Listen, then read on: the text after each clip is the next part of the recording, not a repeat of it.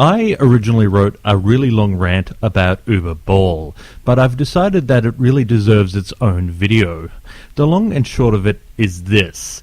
In the mid-noughties, Boll came under fierce attack for directing a few bad movies based on near-dead video game franchises.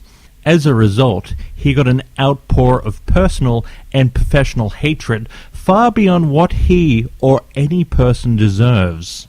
George Lucas didn't even get this level of attack when he destroyed the most beloved film franchise of all times. I don't think any artist of any kind should be personally attacked for anything they create.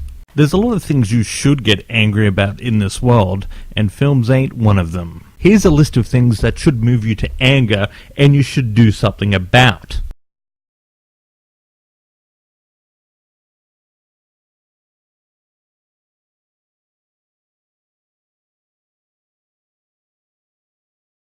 Here's a list of things that shouldn't bother you at all.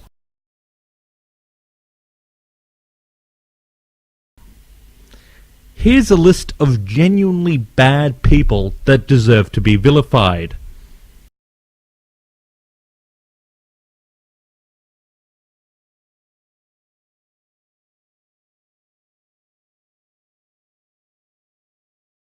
Here's a list of people who don't.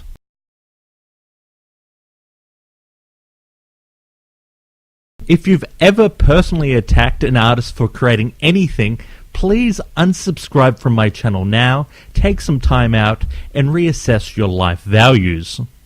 Before I get into this review, I need to tell you that I've never played a Dungeon Siege game, but my friend actually wrote the first draft of this screenplay. He told me that his screenplay remained faithful to the game, but I'm assuming all the faithfulness has been rewritten out as it's about time travel ninjas and cannibals. As the movie doesn't even have the words Dragon Siege in the title, I don't think it really matters. The film starts with a character I like to call random female character who's about to die. She's been chased by ninjas in a forest. It's never a good idea to start your period movie in a forest, as it makes it very hard for your audience to sustain their disbelief. In low-budget films, forests often end up doubling for everything, such as other dimensions, other planets, and even the middle of the Earth. Anyway, to our surprise, we find out she's actually on modern-day Earth. In one shot, the opening sequence goes from being boring to intriguing. She's trying to find our hero Dolphy, who's a local karate teacher / ex-Special Forces soldier. Casting Dolph Lundgren was a very good idea, and it was also my friend's. He's the perfect fit for the sword and sandal genre. Dolphy goes home where more ninjas attack him. Random female character who's about to die saves him, and she takes him back to the video game world or Middle Earth or wherever the hell this film is set. Random female character who's about to die gets attacked by a ninja. Random female character who's about to die dies. Random female character who's about to die is the first of a long list of underwritten characters who get about 10 minutes of screen time before dying. But we'll get into them later. From there, Dolphy's love interest takes him to meet the king. This king needs 100 cc's of machismo stat. I'm not buying that this guy is a real king. Seriously, look at him. Every other character in this movie looks like they would make a better king than this guy. It would have been cool if they hired Tom Selleck. He could have been Burt Reynolds' character's good brother. Anyway, the king tells Dolphy that the villain of this movie is a witch, and that she killed Jason Statham's character, and he needs to kill her in order to restore balance to the Force.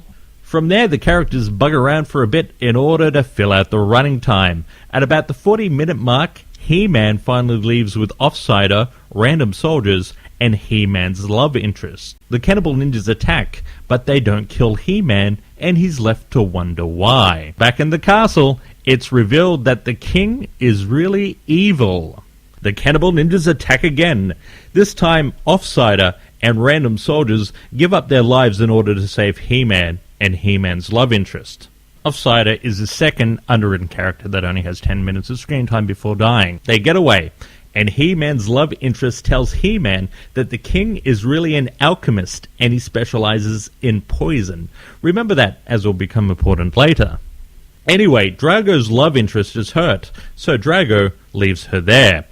But it's okay, she's not going to die. So some major spoilers are coming up. Unless you want to hear them, I suggest you click to the time code that's on the screen. Drago finds the witch, and well, I'll let Drago explain it. Change of strategy. I'm confused by your betrayal. But we're on a bit of a schedule, so I'll keep it brief. My king. Yes. It seems like he's responsible for spreading a plague, orchestrating a coup against the king before. Now I have to find the catalyst and save this world and the time beyond, because I'm the king before son.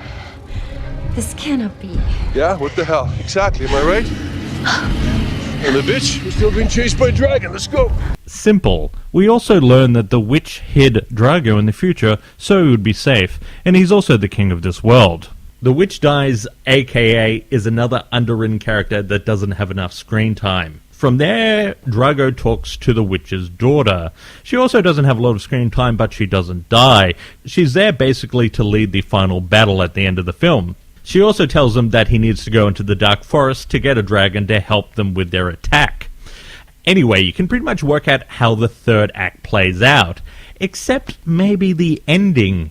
Dolphy and the evil king go back to the future, where Dolphy drowns him in his bath with the king's own poison. I didn't like this scene per se, but I like the fact that I could have never have guessed that the movie would end like this. This is something I really like about Uwe Boll's films. He's often willing to take strange or unexpected chances. They don't all work out, but I appreciate them nonetheless. The main problem with this movie is the script. It should be far more interesting than it actually is. It's high on concept, but low on execution. Dolphy's love interest is a little annoying, and she doesn't really get the hang of the antiquated language. My flesh is bruised, but my bones are intact. You're not going anywhere. Do not trifle with me. I will accompany you to the mother's camp. Not on this foot, Doc. And you know it. Sons of whores. The film isn't all bad. It's actually quite funny in places, in particular Dolph Lundgren. It's really great to see him do lighter material, and for this fact alone it might be worth renting out this movie. Now, I've got to be honest, time travelling and sword and sandals tend not to mix. There's a lot of bad movies in this unique genre. In the Name of the King sits just below Masters of the Universe, but it's not as bad as Beastmaster 2, but it's no Army of Darkness. This one's for Dolph Lundgren fans only. I was just talking to my friend who wrote the original draft of this screenplay. He told me that Boll's company had lost the rights to make any more Dragon Siege games, aka the rights just expired. This actually makes a lot of sense, and it explains why his screenplay wasn't made, and why the words Dragon Siege doesn't actually appear in the title, and why none of the characters reference characters from the first film by name, as much as just allude to them. But you know what? I quite like Boll for having the balls for making this sneaky little sequel.